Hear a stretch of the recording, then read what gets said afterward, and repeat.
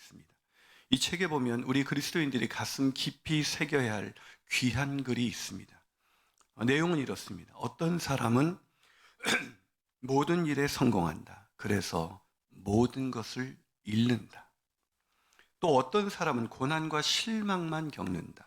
그러나 그로 인해 온 세상보다 더 귀한 것을 얻는다. 여러분 아멘이십니까? 이게 무슨 뜻인지 이해가 되세요? 여러분 요한계시록을 처음 들었던 성도들도 그랬습니다. 그들은 견디기 힘든 고난과 실망을 겪으며 살았지만 오늘 성경은 그들이 더 귀한 것, 상상할 수 없는 것을 얻은 자다라고 소개하고 있습니다.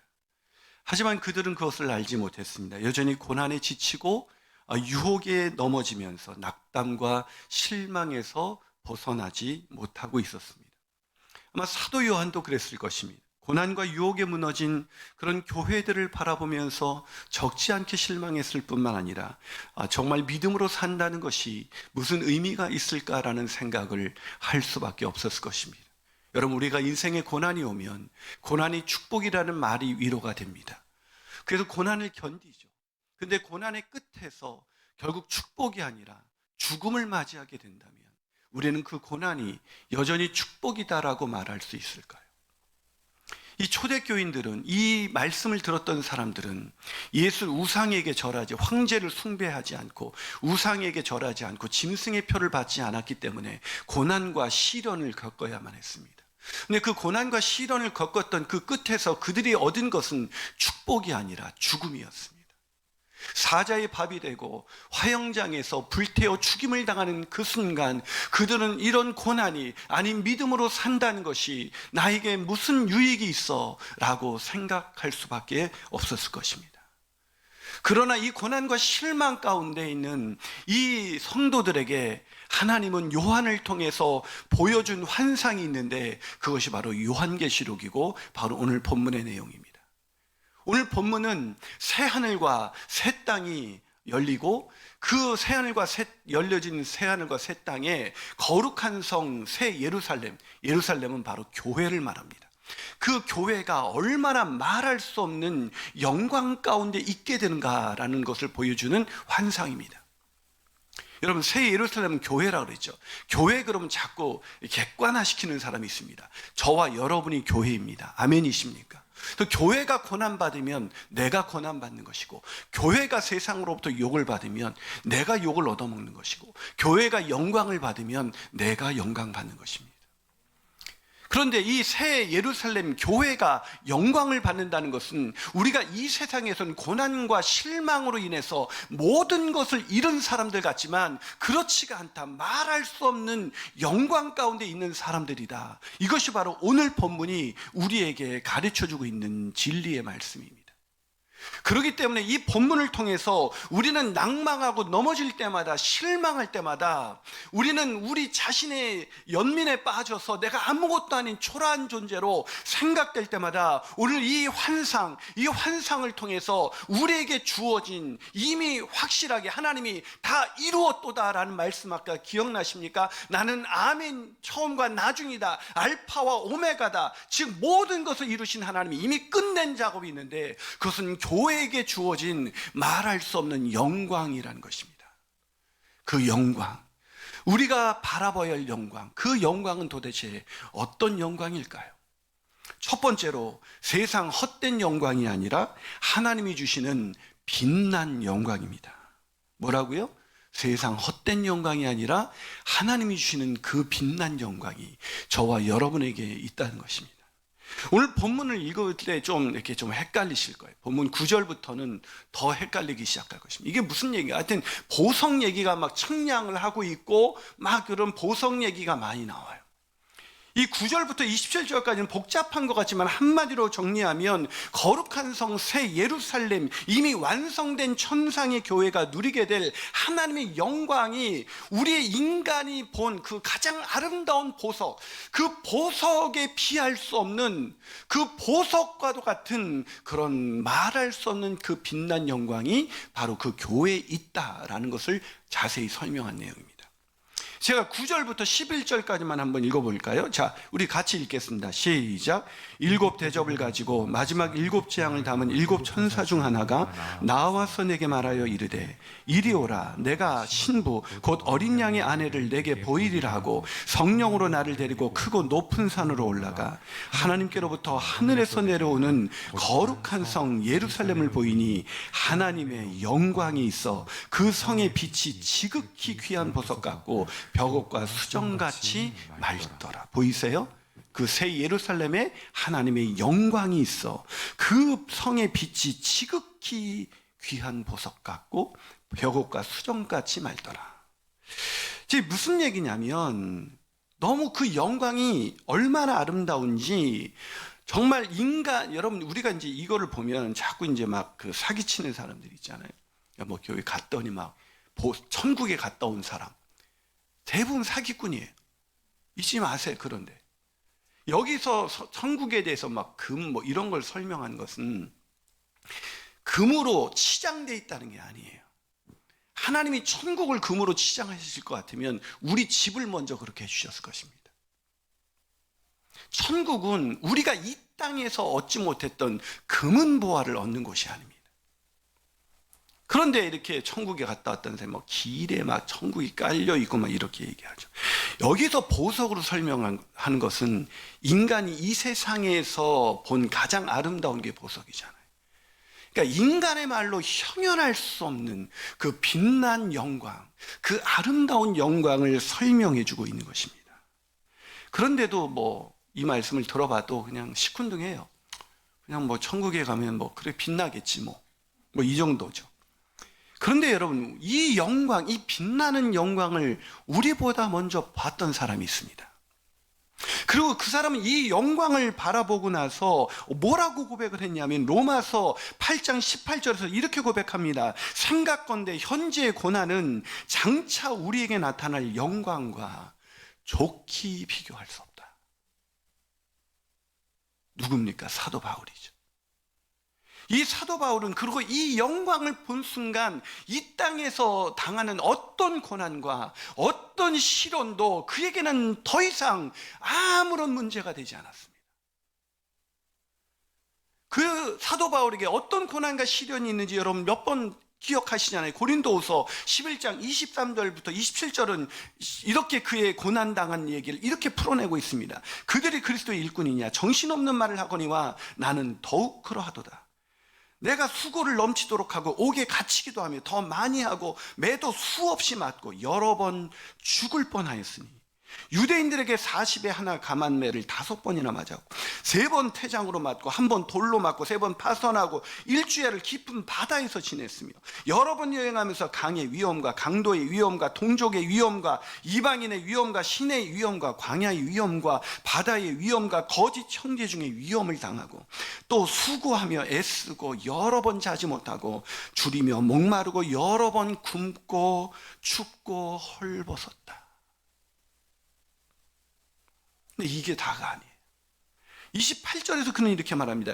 이 외의 일은 고사하고 아직도 날마다 내 속에 눌리는 것이 있으니 또 모든 교회를 위해서 염려하는 것이다. 여러분, 저도 적지 않은 나이를 이제 살고 있습니다. 그런데 사도 바울과 이 당한 고난을 비교하면 제가 당한 고난은 이 고난이라고 말할 수 있는 것이 아니죠. 왜 우리가 금요 철야 때 이 간증자들이 오서 인생의 고난 가운데 뭐 지선자매나 최근에 왔던 그 장종택 목사님 어떤 그 고난의 이야기를 들으면 내가 당한 고난은 고난이라고 여겨지지가 않잖아요. 내가 이전까지 당한 고난을 고난이라고 여긴 것 자체가 그런 고난 속에서 믿음으로 감사하면서 하나님께 나가는 사람들을 보면 참 부끄럽고 별것 아닌 것에 낙심하고 우울해하고 자기 연민에 빠져서 살아가고 있는 내 모습 때문에 제가 참 초라하게 느껴질 때가 있습니다. 그런데 여러분, 그분들의 고난이 아무리 커도 이 사도 바울이 당한 이 그냥 몇 줄로 표현한 이 고난의 이 한 가지라도 우리에게 만약에 온다면 우리는 견디기 힘든 시간을 버티지 못하고 하나님께 원망과 불평을 쏟아낼 수밖에 없을 거예요. 그런데 사도 바울은 이 고난 속에서도 오히려 크게 기뻐하며 하나님께 감사하며 내가 항상 기뻐하노라 라고 말한다는 것입니다. 어떻게 그것이 가능할 수가 있었을까요? 그것은 장차올 이 영광, 현재의 고난은 장차올 이 영광과 좋게 비교할 수 없다. 그 영광을 본 것이죠. 아니, 사도 바울은 이 장차올 영광 속에서 오늘 본문 1절 보면 내가 새하늘과 새 땅을 보니 처음 하늘과 처음 땅이 없어졌고 바다도 다시 있지 아니하리라. 즉 우리가 부러워하는 모든 처음 땅과 처음 하늘에서 벌어지는 인간이 추구하는 모든 영광은 사라질 영광, 헛된 영광, 안개와 같이 사라지는 허망한 영광, 그 영광이 나에게 주어지지 않아도 장차올 영광, 영원히 변하지 않는 영광, 하나님이 주신 그 빛난 영광, 그 빛난 영광을 보았기 때문입니다. 그 영광을 바라보는 순간 사도 바울은 낙심하지 않고 절망하지 않고 말할 수 없는 기쁨과 말할 수 없는 감격 속에 그의 평생의 사명자의 길을 달려갈 수가 있었던 것입니다. 사랑하는 여러분, 하나님의 영광, 인간이 만들어낸 영광이 아니라 하나님이 주실 그 빛난 영광이 우리에게 있기에 이 연말연실 나의 자기 연민에 빠져서 믿음 생활하면 뭐해 하면서 절망하는 것이 아니라 이 빛난 하나님의 영광을 바라보며 살아가는 저와 여러분이 되시기를 주님의 이름으로 축원합니다. 한 발 더 나아가서 지치고 낭망할 때마다 우리가 바라봐야 할 영광은 무엇일까요? 그것은 하나님이 친히 우리의 눈물을 닦아주시는 영광입니다. 여러분, 말씀드린 것처럼 장차올 영광, 주님 다시 오실 때 우리가 받아 누리게 될 영광은 우리가 당하는 고난과 좋게 비교할 수가 없습니다. 그러나 문제는 우리는 여전히 약하다는 것입니다. 그래서 장차올 영광을 알고 있지만 현재의 가벼운 고난도 우리에게는 너무나 버겁습니다. 저만 그런가요? 그래서 너무 힘겨운 시간들을 보내요. 그런데 그거 아세요?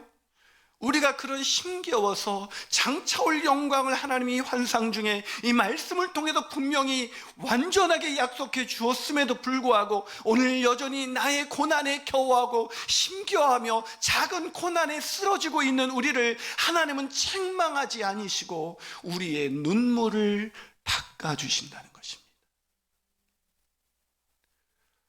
정말 감사한 일이죠.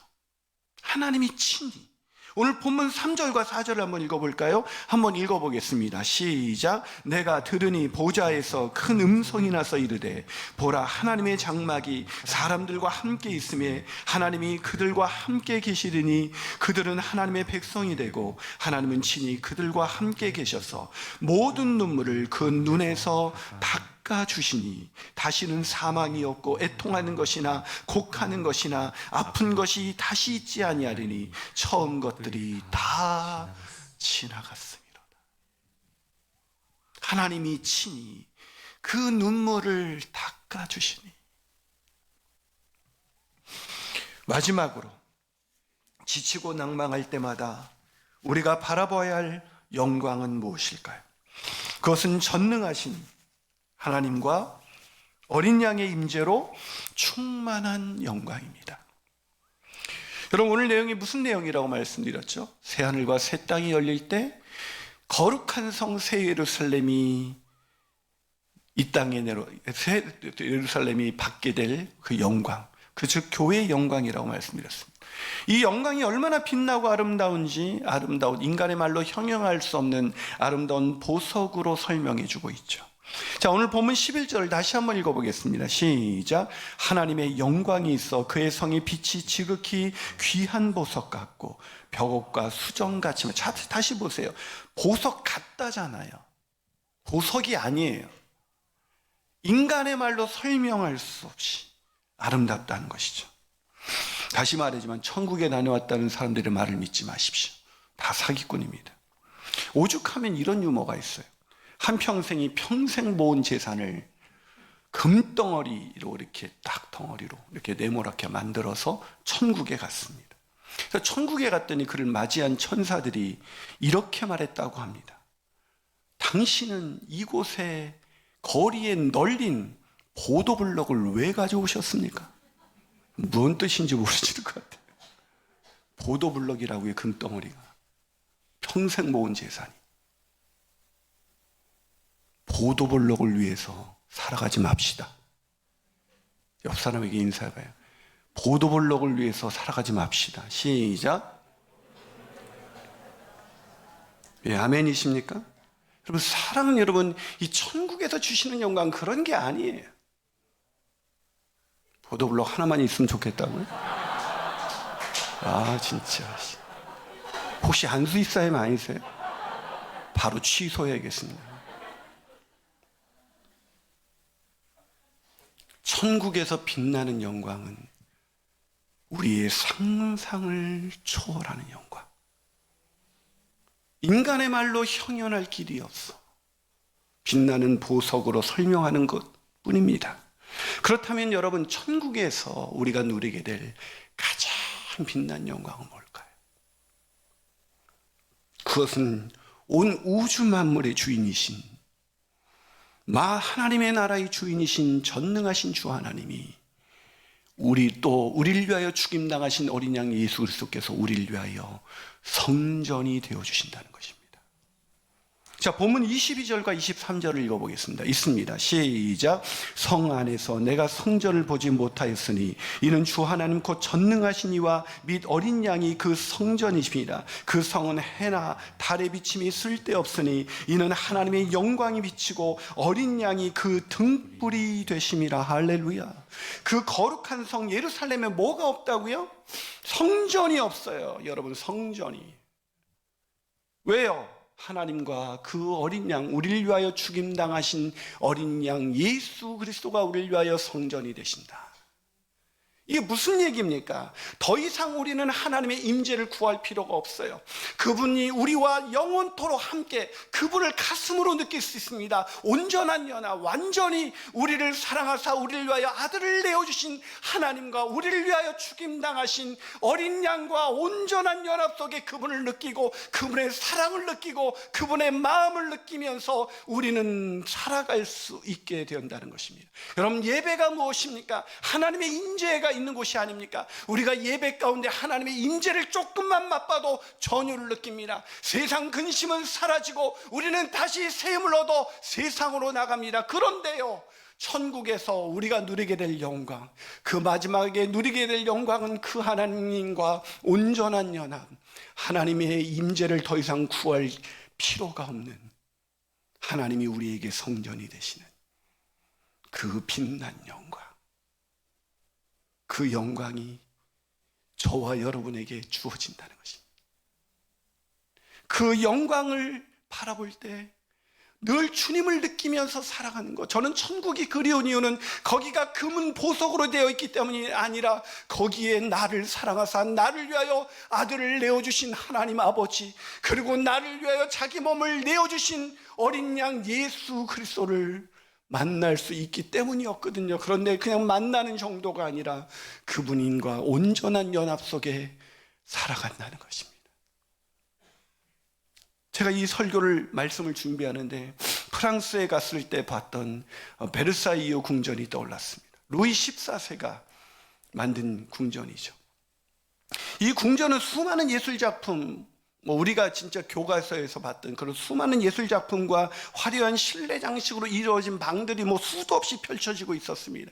제대로 설명을 들으면 시간이 모자라서 안 돼요. 그래서 그냥 막 그 엄청난 그 예술작품과 화려한 그 궁전을 그냥 거침없이 나왔습니다. 근데 제가 그걸 보고 오늘 말씀을 주기 하는 준비하다가 이런 생각이 났어요. 그래, 거긴 그 궁전을 만든 루이 14세는 없었지. 다 지나가는 것입니다. 새하늘과 새 땅이 열릴 때 옛 하늘과 처음 하늘과 처음 땅은 다 지나갈 것입니다. 그 헛된 영광을 추구하며 사는 사람은 자기가 가졌던 영광만큼이나 그 허무함 속에 메말라 지옥불에 다 죽어갈 것입니다. 그러나 하나님의 영광, 그 놀라우신 영광을 바라보며 그 장차올 영광을 위하여 오늘 고난의 길을, 이 십자가의 길을 믿음으로 사명자의 길을 걸어가는 사람, 그래서 이 세상에서 모든 역경과 실망 속에 모든 것을 잃어버린 사람, 그 사람은 그 빛난 영광 속에 영원을 살아가게 될 줄로 믿습니다. 그렇게 살아가시기를 주님의 이름으로 축원합니다. 카일 아이들머니 쓴 책 중에 거짓 신들의 전쟁이라는 책이 있습니다. 이 책에 유명한 그 빌리 그레엄 목사님이 세계적인 부호를 만났을 때의 이야기가 기록되어 있습니다. 빌리 그레엄 목사님이 아내와 함께 아름다운 그 카리브해의 한 섬에 갔습니다. 세계에서 가장 부유한 부자 가운데 한 사람이 자신의 호화스러운 집에서 점심을 대접하겠다고 초대했기 때문입니다. 보통 가진 사람들은 너무 허무하니까 어떤 재미에 사냐면 자랑하는 재미에 살거든요. 내가 산 집 와봐. 내가 산 차 한번 파, 이거거든. 사실 별거 아닌데. 그 부자는 당시 75세였습니다. 그런데 식사를 하는 내내 그의 마음은 늘 어두웠고 거의 울 것 같은 표정이었습니다. 밥을 먹다 말고 그는 마침내 입을 떼기 시작했습니다. 나는 세상에서 제일 비참한 사람입니다. 저기 내 요트가 있습니다. 나는 자가용 비행기, 헬리콥터도 있습니다.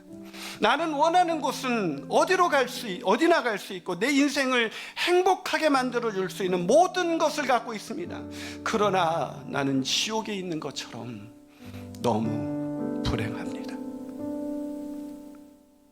목사님은 그를 위로하며 그에게 많은 이야기를 나누고 그와 함께 기도하면서 우리의 영원한 만족이 되시는 유일하신 예수 그리스도에 대해서 소개하기 시작했습니다.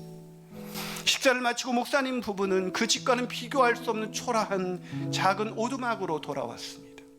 그날 늦은 후 그 지역에 침례교회 한 나이 많은 목회자 한 분이 찾아오기로 되어 있었기 때문이었습니다. 그 영국인으로 앞서 만난 부자와 같은 공교롭게도 나이가 같은 75세의 목회자였습니다. 오래된 혼자가 된 그 목회자는 혼자가 되었지만 여전히 병약하여 거동이 자유롭지 못한 자매 두 사람을 보살피면서 자신의 모든 시간을 쏟고 있었습니다. 그런 예수 그리스도를 향한, 타인을 향한 그 사랑과 열정으로 그의 눈은 여전히 반짝반짝 빛나고 있었습니다. 그는 이 빌리 그레엄 목사님에게 말했습니다. 목사님, 저는 제 이름으로 된 재산이 단 1달러도 없습니다. 그는 환하게 미소 지으며 말을 이어갔습니다. 하지만 나는 이 섬에서 가장 행복한 사람입니다. 빌리 그레엄 목사님은 그 섬을 떠나며 아내에게 물었습니다. 여보, 누가 더 부자라고 생각하세요? 아내는 그냥 싱긋 미소를 지어 보였습니다. 답을 하지 않아도 너무나 명백한 사실이었기 때문입니다. 사랑하는 여러분, 세상에 헛된 부귀 영화를 누리는 사람들이 영광 가운데 있는 사람들이 아닙니다. 그 영광은 안개와 같이 지나가는 영광, 아니 헛된 영광, 진정한 영광이 아닙니다. 변하지 않는 영광, 우리 마음을 가득 채우고도 남는 영광, 그 빛난 영광, 하나님의 영광, 그 영광이 죄와 허물로 죽었던 우리에게 주어졌습니다. 그 영광의 주님을 바라보며 이 연말연시 자신을 초라하다고 여길 것이 아니라 사명자의 자리에서 오늘도 한 사람을 더 섬기며 한 영혼을 향해서 더 돌아가며 그 영혼을 위하여 내 자신과 내 물질과 시간을 내어주는 것을 가장 기쁘게 생각하는 사람, 그 사람이야말로 올 한 해를 정말 잘 살아난 그런 사람이 아니겠습니까? 사랑 여러분, 올 한 해 어떻게 사셨습니까? 다가올 한 해 어떻게 사시겠습니까? 기도하시겠습니다.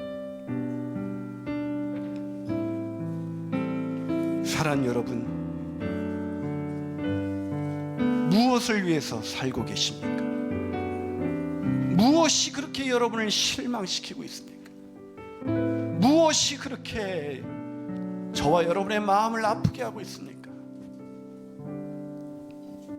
믿음 생활하는 것이 더 이상 의미 없이 느껴지고 내가 원하는 이 세상 처음 하늘과 처음 땅에서 얻어야 할 그것이 이루어지지 않아서 오늘 힘겹게 살아가고 있다면, 요한이 봤던 이 환상, 사도 바울이 봤던 이 환상, 그 초란 75세의 한 목회자가 바라봤던 그 환상, 그 하나님의 영광을 바라보십시오. 믿음의 눈으로 그 영광을 바라보며 우리 함께 주님 나라 부르시는 그날까지 이 사명의 길을 걸어가기를 소원합니다.